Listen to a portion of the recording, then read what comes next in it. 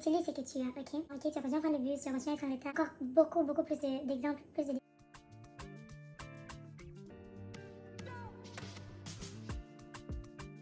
Salut tout le monde, hey everybody, j'espère que vous allez bien. Moi ça va très bien. Je m'appelle Mims pour ceux qui ne savent pas, pour ceux qui sont nouveaux. Merci beaucoup pour le support. Honestly, ça m'aide beaucoup.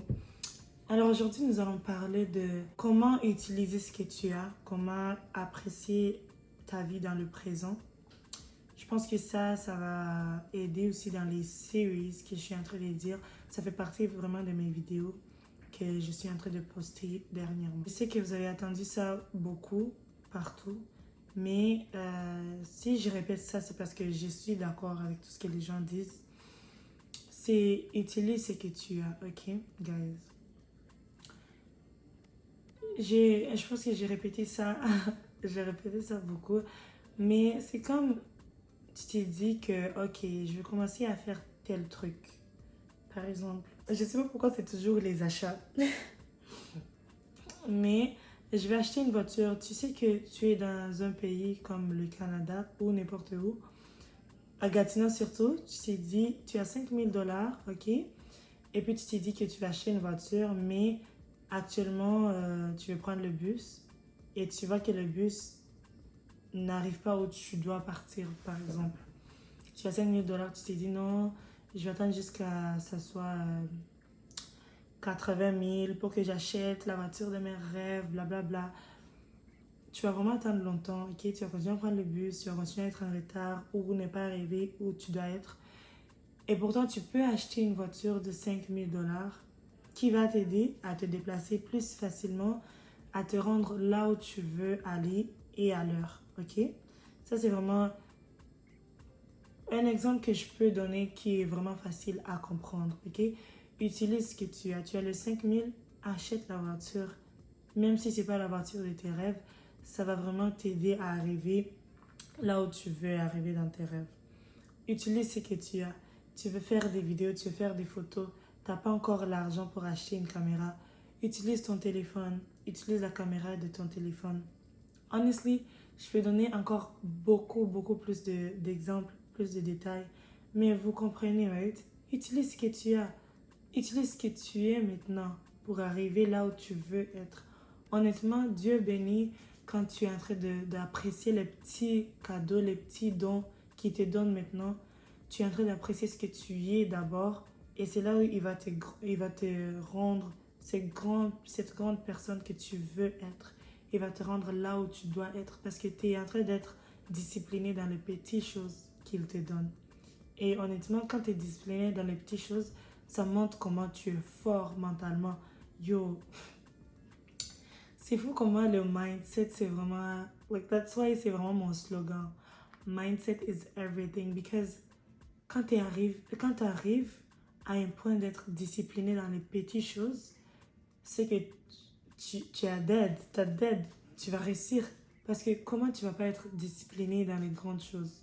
Tu montres ça déjà live. C'est comme aussi être en relation. La personne n'a pas d'argent. La personne... bon, si je dis n'a pas d'argent, la personne se cherche toujours, voilà. Tu es avec la personne et toi aussi tu te cherches toujours. Et dès que tu touches un petit 10 000, un petit 1 million, je dis petit parce que je sais que je touche ça déjà, je vais toucher ça déjà. Je t'ai dit ça, tu touches ça et puis tu changes directement ta personnalité, tu changes ta façon de parler, tu manques du respect. Ça montre que non, tu n'étais pas fidèle, tu n'étais pas discipliné dans les petites choses que tu avais ou tu n'étais pas vraiment toi-même avec la personne. Donc ça sort vraiment quand tu arrives à toucher des grandes choses que tu n'as jamais touchées ou si tu arrives à un niveau où tu n'as jamais été et ça te change, ça te montre directement que tu n'étais pas discipliné dans les petites choses. Et quand je dis être discipliné, ça amène aussi ça amène aussi la patience. Parce que ça prend la patience pour être patient. Ça prend la patience pour arriver là où tu veux être, ok, là où tu veux arriver. Parce que quand tu t'es dit, ok, Myriam, tu sais quoi, je vais écouter ce que tu as dit, je vais commencer à être disciplinée dans les petites choses, dans les petits mouvements et tout. Mais mais c'est vraiment long, ça prend du temps, c'est quand est-ce que je vais toucher à ça? Mais je t'ai dit, ça prend vraiment la patience. Si tu t'es dit, ok, ça va venir, ok, il faut pas que j'abandonne, ok, ça va être. You're gonna reach there. Honestly, c'est vraiment facile. Ok, c'est facile de dire que ça prend la patience, faut être patient, blablabla. Mais c'est difficile d'être patient. Because c'est vraiment difficile. Tu te dis, yo, pourquoi telle personne arrive? Moi, j'arrive pas. Tu commences à te comparer. Tu commences à voir, oh, si j'avais pas, si j'étais pas patient, oh, si j'attendais pas, j'allais déjà être en train de faire autre chose, blablabla. Mais tu te rends compte que the grass is not greener. Quand tu regardes l'autre côté, c'est pas mieux. Quand tu regardes l'autre personne, peut-être la personne a mal, peut-être la personne souffre. Mais toi, tu regardes juste the beauty, la beauté du projet. Donc voilà, il faut vraiment être patient avec ce que tu fais et avec ce que tu es. Parce qu'on est tous différents. Je répète ça toujours. Je suis une personne différente. Si moi j'arrive à faire une vidéo YouTube aujourd'hui et toi t'arrives pas, c'est parce que tu es toujours en train de te découvrir ou tu hésites ou tu as peur ou I don't know, ou tu veux pas. C'est vraiment différent. Moi je veux, je l'ai fait. C'est différent, on est tous différentes. Et quand tu fais, quand tu es dans le, quand tu fais ton projet, voilà. Quand je parle de projet, ça peut être un projet de 5 ans, 10 ans, dépendant de ce que tu fais, ce que tu veux. Je t'ai dit que il faut être prêt ou prête à avoir beaucoup de rire, ok? Tu vas rire, tu vas pleurer, tu seras déçu, tu seras étonné, tu vas avoir beaucoup d'émotions partout parce que tu es humain et parce que c'est un projet. Les projets, ça vient avec les émotions. Si tu t'attends pas à ça, tu seras étonné. Et l'étonnement, ça fait partie de ce que j'ai dit. Mais il faut vraiment juste s'attendre à tout ça, ok? Il faut pas être trop pressé, ok? Il faut pas être trop pressé ou être surpris quand quelque chose arrive. Si, par exemple, tu comptes sur une personne et tu te dis que l'autre personne, cette personne sera là pour moi quand je vais arriver à cette étape. J'ai besoin de cette personne. Mais la personne n'est pas là pour toi. Il ne faut pas être fâché, il ne faut pas être choqué, surpris. Il faut juste se dire que non, l'autre personne avait quelque chose de mieux à faire. Ou bien l'autre personne ne m'estime pas. Ou bien ne m'apprécie pas comme je l'apprécie. Parce que ça peut arriver, je te vois comme une amie, mais toi, tu ne me vois pas comme une amie. C'est normal, ça peut arriver. Il ne faut pas condamner l'autre personne. Voilà. Donc, il faut être prêt à avoir ces émotions. Et honnêtement, quand tu arrives, je viens juste de bailler là, c'est pour ça que j'ai des larmes. Honnêtement, quand tu arrives à un point où tu te sens fatigué, tu te dis non, tu sais quoi, je vais vraiment laisser ça, c'était rien, blablabla. Ça dépend des situations. Si tu crois pas dans ton projet, tu peux laisser tomber, c'est correct. Mais si tu crois dans ton projet, ok, tu t'es dit, yo, je suis fatiguée, j'ai vraiment envie d'abandonner, tu t'es dit, ok, tu réponds, tu recules. Pourquoi j'ai commencé ça? Pourquoi j'ai commencé ce projet? Quand tu retournes à la raison de pourquoi tu l'as fait, honnêtement, moi, honnêtement, ça me motive. J'ai commencé à aller au gym. Je pense maintenant, il y a une année, ça fait maintenant une année. Je commençais à aller au gym. Et chaque jour, je voulais vraiment arrêter. Mais je me dis, pourquoi j'ai commencé? Regarde mon corps, regarde là où je suis arrivée mentalement. Parce que le gym aide vraiment mentalement. Oh, vraiment mentalement, je vous dis. Partez au gym. Faites du sport. Et quand je me suis dit pourquoi j'ai commencé, ça m'a vraiment motivée. Ça m'a motivée à écrire encore. Peut-être diminuer les jours, mais continuer à partir, ne pas abandonner. Donc, si tu penses à la raison pourquoi, ça va te motiver, c'est sûr. Si ça ne te motive pas, cherche de l'aide. Honnêtement, c'est pas quelque chose de mal. Cherche de l'aide. Tu dis à une personne, yo, j'ai vraiment envie d'abandonner. Abandonner. Mais c'est difficile. Comment je fais? Et la personne va te donner ses façons de faire. Peut-être ça va fonctionner pour toi. Peut-être moi, ce que je t'ai dit, ça va fonctionner pour toi. Juste cherche-toi quelque chose. Ou tu peux même prendre une pause et retourner en feu. It can be different for you. Et la chose aussi qui me pousse, qui continue à me pousser à avancer, c'est de ne pas se comparer aux gens. De ne pas se comparer aux gens à l'école, au travail, euh, sur ce que tu fais, les projets, le business, la chaîne YouTube. Si tu commences à te comparer, ça... I don't know how to say it. Like, des fois, c'est une motivation, ok? Si tu regardes les choses que les gens font. Mais quand tu commences à te comparer, à dire, oh, telle personne est avancée, moi, je suis pas avancée. Ou telle personne est belle, moi, je suis pas belle. Ou telle personne parle mieux français que moi. Ou telle personne articule mieux. Ça va vraiment te pousser à ne pas faire ce que toi, tu veux faire.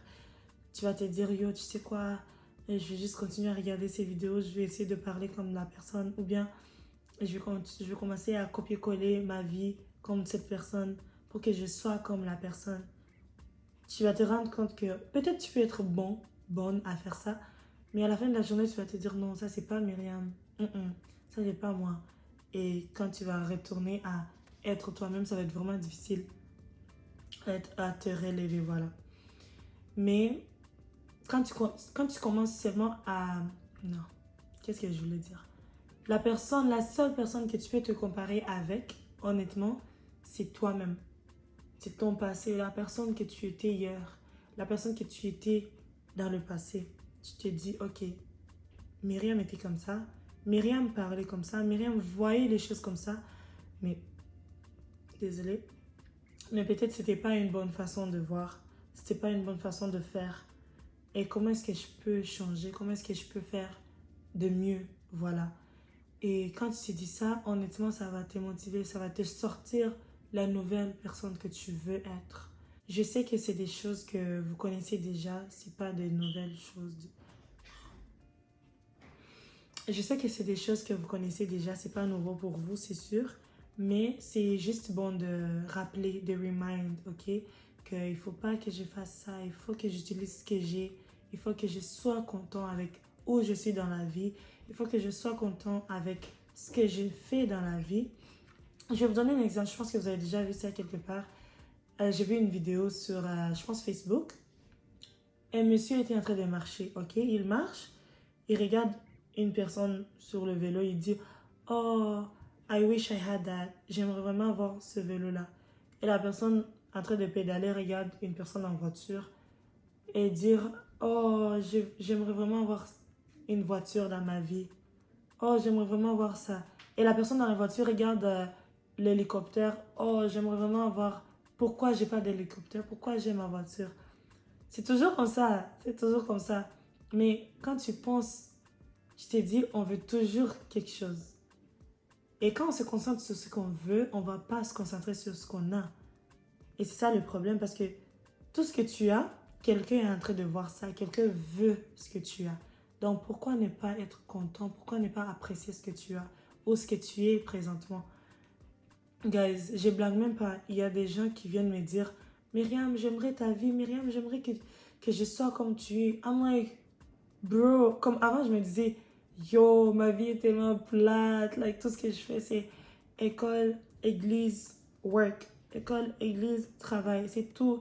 Mais après, quand je regarde ma vie, je me dis, ouais, yo, quand je regarde la vie des autres personnes, je me dis, oh my God, j'ai vraiment une belle vie, j'ai vraiment une bonne vie. Pourquoi je suis pas contente de ma vie? Pourquoi j'apprécie pas la vie que j'ai maintenant? Pourquoi j'apprécie pas ce que Dieu me donne maintenant? Et quand j'ai commencé à apprécier ça, ça m'a donné la motivation, la façon de comment parler avec les personnes qui veulent ma vie. Par exemple, je leur dis, yo, toi tu as ça, l'autre personne n'a pas ça. Il faut être content avec ce que tu as. Il faut pas vouloir être comme moi. Tu sais pas dans quoi je passe. Tu sais pas les problèmes que j'ai. Tu sais pas les prières que je fais. C'est différent. Donc, il faut pas vouloir ma vie.